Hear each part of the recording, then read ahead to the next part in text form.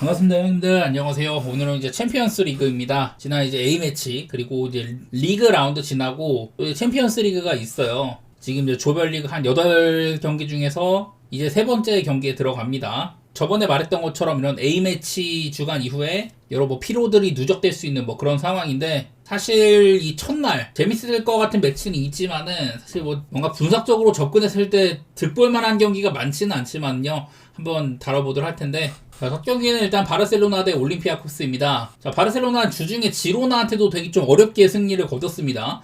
야말의 상태가 너무 안 좋았었고, 레비라든지 페란 이런 애들이 쉬어갔는데요. 이런 것들이 챔피언스 리그 데뷔를 한 건지 아니면 실제로 부상 때문에 좀 어려움이 있는 건지 아직까지 좀 불명확한 상황이고, 지난번 경기는 이제 되게 어렵게 끌고 가다가 그날 야말의 상태도 진짜 안 좋았거든요.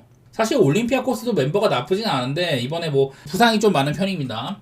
야렘추크라든지 야지치, 스트레페자, 타레미 전방이 조금 부실한 감이 좀 있는 것 같더라고요. 지난번에 이제 아스날한테도 나름대로 잘 버텼었는데 지금의 바르시아도 그전보다는 좀 힘이 빠진 모양새가 있기는 합니다. 나는 뭔가 이게 바르셀로나의 핸승도전이 그렇게 맛은 없는 것 같은데, 바르셀로나니까 당연히 좀 의외로 쉽게 갈만도 하다 그런 것도 있지만은, 저는 일단은 3.5 기준의 언더부터 생각이 좀 드는 것 같은 매치네요. 자, 다음으로는 카이라트 대 파포스입니다. 카이라트 하면 역시나 이 카자흐스탄 혼발을 먼저 얘기를 해야 될 텐데, 파포스도 나름대로 이제 키프로스라는 나라에 있어가지고 혼발이 조금 있지만은 먼 원정거리를 가야 됩니다. 지난번에 근데 혼발이 사실 레알한테 5대0으로 썰리면서 결과적으로는 그렇게 보이지 않았다고 봐야 되기는 해요. 파포스는 위넨한테 처발리기는 했지만은 그 전에 올림피아코스랑 비기기도 했었고, 여태까지 유럽 대회 나와가지고 보여준 것들, 이런 것들은 파포스가 조금 더 위라고 볼만은 하거든요. 사실 지난번에 또 카이라트는 레알한테도 세 번째 골 전까지는 나름대로 꽤나 버티기도 했었다, 이런 것들도 있어가지고, 지금 배당으로는 파포스가 이런 먼 원정거리를 가는데도 정배를 받았잖아요. 그만큼 카이라트를 높게 치진 않는 것 같다. 사실 저도 역시나 잡리그 중에서도 잡리그기도 하고 잘 모르겠는데, 그냥 고배당으로는 일단은 가장 먼저 생각드는 거는 무승부기는 하네요. 그리고 아스날 대 아틀레티코 마드리드입니다. 지금 특히나 이 시점에서는 굉장히 좀 강해 보이는 두 팀이에요. 먼저 일단 아스날, 훌륭한 수비력을 뽐내고 있고, 여러 번 말했지만 이번 시즌 필드골은 하나밖에 허용하지 않았다. 직전 경기 이제 풀럼과의 경기도 제가 언더를 봤는데 언더를 잘 먹여주기도 했었습니다. 그리고 이제 아틀레티코 마드리드는 역시나 예년 같은 이런 실점 수치가 딱히 좋지는 않지만은 늘 악바리가 있고, 이미 올 시즌에 레알 마드리드 정도 되는 최강팀을 꺾어본 이력이 있다. 사실 이거는 저는 아틀레티코 마드리드의 배당이 아주 후한 편이라고 보고 싶거든요. 지난번 리버풀한테도 굉장히 잘 싸우기도 하고 이랬었는데, 그냥 배당 보자마자 이거는 챔피언스 리그에서 이 정도면 아틀레티코 마드리드의 프렌을 접근해야 되지 않나, 이런 생각이 먼저 들었었고, 아틀레티코 마드리드는 일단은 요즘에 바리오스라든지 마르코스 요렌테 이런 애들의 컨디션이 굉장히 좋은 편이고, 올 시즌에 특히나 여기다가 새로 공수해온 티아고 알마드도 얼마 전에 결승골도 넣어주고, 훌리안 알바레즈는 어느 상황에서든 득점을 해줄 수 있는 그런 능력 있는 선수다, 이런 것들도 입증을 했고요. 뭔가 이제 그리즈만 중심에서 좀 바뀌어가는 그런 과도기적인 측면이 있긴 하지만은, 그리고 아스날이 굉장히 완성도가 높은 팀이긴 하지만은, 챔피언스 리그에서는 아틀레티코 마드리드가, 저는 이게 2프렌도 배당이 아주 안 나오진 않아가지고 기본적으로 언더 생각이 좀 나고요. 여기다가 아틀레티코 마드리드 프렌을 균점에 따라서 보는 것도 나쁘진 않겠다, 이런 계산이 나왔네요, 저한테는. 다음으로는 레버쿠젠 대 파리 생제르맹입니다. 레버쿠젠이 여러 선수도 팔고 알론소 감독도 이제 나가면서 초반에 굉장히 허덕였었잖아요. 그러다가 지금 최근 8경기는 4승 3무로 어쨌든 무패를 조금 달리고 있긴 하다. 반대로 파리 생제르맹, 마르키니우스나 파비안 루이즈, 네베스 부상이 굉장히 많고, 덴벨레도 아직은 좀 어려워 보이죠.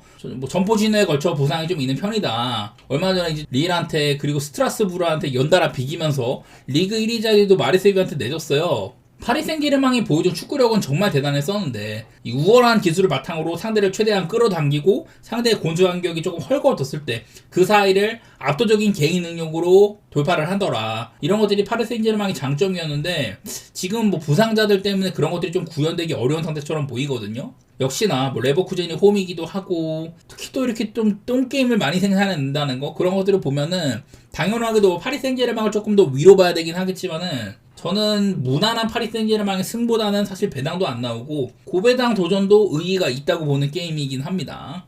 자, 다음은 코펜하겐 대 도르트문트입니다. 22-23 조별리그에서 코펜하겐이 도르트문트한테 홈에서 비겼었어요. 늘 이제 홈발은 있는 팀이라 가지고 약간 좀 돌문 입장에서 우려되는 면도 있는데, 작년에 유로파 컨퍼런스 리그에서는 그냥 첼시한테 홈에서도 져버렸거든요. 특히나 돌문이 올 시즌에 좀 나쁘지가 않다. 물론 직전 이제 데어 클라시코 미넨과의 승부에서는 돌문도 괜찮지만 미넨이 너무 넘사벽 성적을 보이고 있었잖아요. 그런 부분에서 아쉽게 패배하기도 하고 힘을 또 많이 쏟기도 하고 돌문은 또 이제 홈발이 굉장히 센데 원정인 것도 우려스럽다. 지금 보시면 여기 밑에 이게 화면에 나오는 게 이제 코펜하겐의 홈발인데 그래도 코펜하겐은 홈발을 많이 타는 편입니다. 이렇게 리그 내 뭐 여러 팀들이나 작년에도 뭐 코펜하겐이 첼시한테 진 적은 있었다. 그 전에 뭐 하이덴하임한테도 지기도 하고 여러 가지로 전만큼 이런 홈발을 많이 나타내기 위한 전만큼 이런 홈발을 많이 나타낼 만한 그런 체급은 아닌 걸로 보이지만은 어쨌든 홈에서의 저력은 확실히 있는 팀처럼 보이거든요. 직전 경기 때 뭐 레버쿠젠이랑 비기기도 하고 그래가지고 저는 돌문을 좋게 보고는 있지만은 올 시즌 잘하기도 하고 헨승보다는 약간 좀 똥줄 헨무승 접근이 맞지 않나 그 정도로만 보고 있습니다.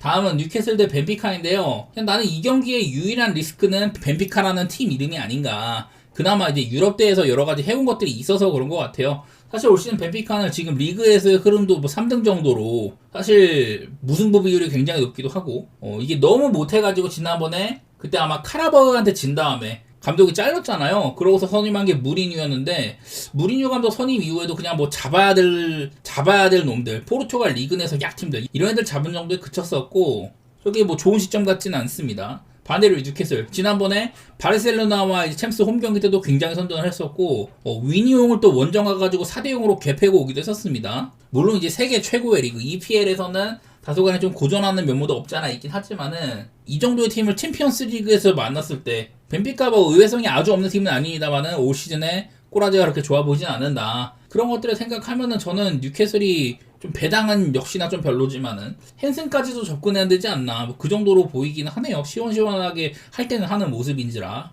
다음 PSV 대 나폴리인데요. PSV는 요즘에 좀 많은 실점 때문에 리그에서도 조금 흔들리고 있습니다. 지난 몇 년 동안 뭐 페에노르트나 뭐 아약스 이런 팀들이 흔들릴 때 PSV가 약간 맹주 같은 느낌이 있었는데 올해는 페에노르트가 선두로 달리더라고요. PSV가 사실은 시즌 초반에 아들 반본매 이런 친구들이 시즌 아웃 때는 그런 안타까운 부상이 있기도 하고 예년만큼 이런 초반 단계도 썩 좋아 보이진 않습니다. 그래서 뭐 여러 면에서 구단 체급이나 나폴리가 우세한 부분은 있지만은 사실 요즘에 나폴리도 골로 끝맺음하는데 좀 어려움이 있거든요. 그래서 좀 믿음직스럽지도 않기도 해. 개인적으로는 나폴리의 승배당이 나쁘진 않아 보이는데 나폴리 역시 챔스에서는 홈발을 많이 받고 원정선 약세가 약간은 있다. 그렇다고 PSV가 홈발을 많이 받는 것까지는 아니지만은 그냥 나폴리가 저는 배당만 좋은 것 같거든요. 이기더라도 나는 큰 점수 차이는 아닐 것 같고 사실 이 경기는 뭐 다른 거 도전할 바에 나폴리의 일반승이 2배가 넘는다면 그거로도 만족을 해야 되지 않나. 뭔가 지금 나폴리가 좀 불안정하다고 할지라도 현 시점에 PSV 믿는 거 오히려 그게 더 안 좋아 보인다. 저는 뭐 이런 느낌이라서 나폴리를 보는 셈이네요. 다음은 이제 위니용 생질로아즈랑 인테르입니다. 위니용이 뭐 벨기에의 맹주예요. 제가 지난번에 클럽 프리에가 상당히 좋은 축구를 한다 이런 말씀도 드렸습니다만은 걔네보다 위에 있는 게 뭐 위니용이긴 합니다. 그리고 PSV한테도 위니용이 꽤나 잘 싸우기도 했었고 근데 뉴캐슬한테 너무나도 처참하게 썰렸다. 작년부터 인터밀란은 챔피언스 리그에서는 적은 실점과 그리고 좀 무난한 승리 이런 것들을 잘 보태주고 있는데 인터밀란이 시즌 초반에 리그에서도 약간 안 좋았던 것에 비해서는 최근에는 그냥 꾸역꾸역 잘 이겨주고 있기도 합니다. 직전 라운드에서 로마라는 쉽지 않은 상대 올 시즌 또 적은 실점으로 잘하고 있던 그런 팀을 잡은 것도 그렇고 인터밀란의 기세가 좀 괜찮아 보이기는 해요. 전 사실 이 경기 인터밀란 배당이 나쁘진 않은데 그거보다 조금 더 욕심을 내서 인터밀란의 승리는 저는 받고 가야 된다고 보고 마헨이든 햄무든 골라갈만 하다. 그 정도까지 한번 배당 높이는 선택을 해볼 만한 경기 같습니다.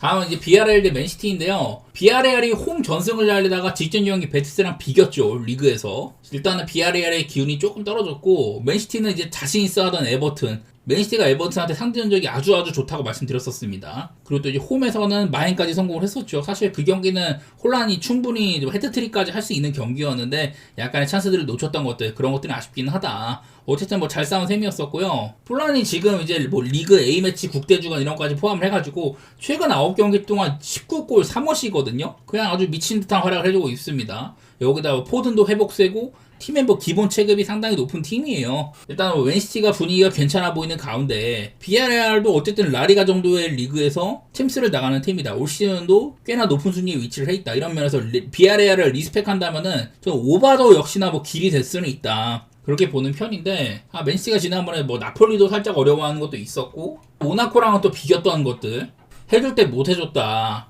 그런 부분들이 조금 거슬리는 건 있어가지고 저는 한편으로는 뭐 오바 같은 것들을 우선시해도 나쁠 건 없다. 맨시티가 이긴다 해도 사실 비아레알을 생각하면은 햄무도 이상해 보진 않거든요. 마햄보단 나는 햄무가 가까울 것 같은데, 이기더라도 아주 편히 볼 수는 없는 경기라고 생각을 합니다.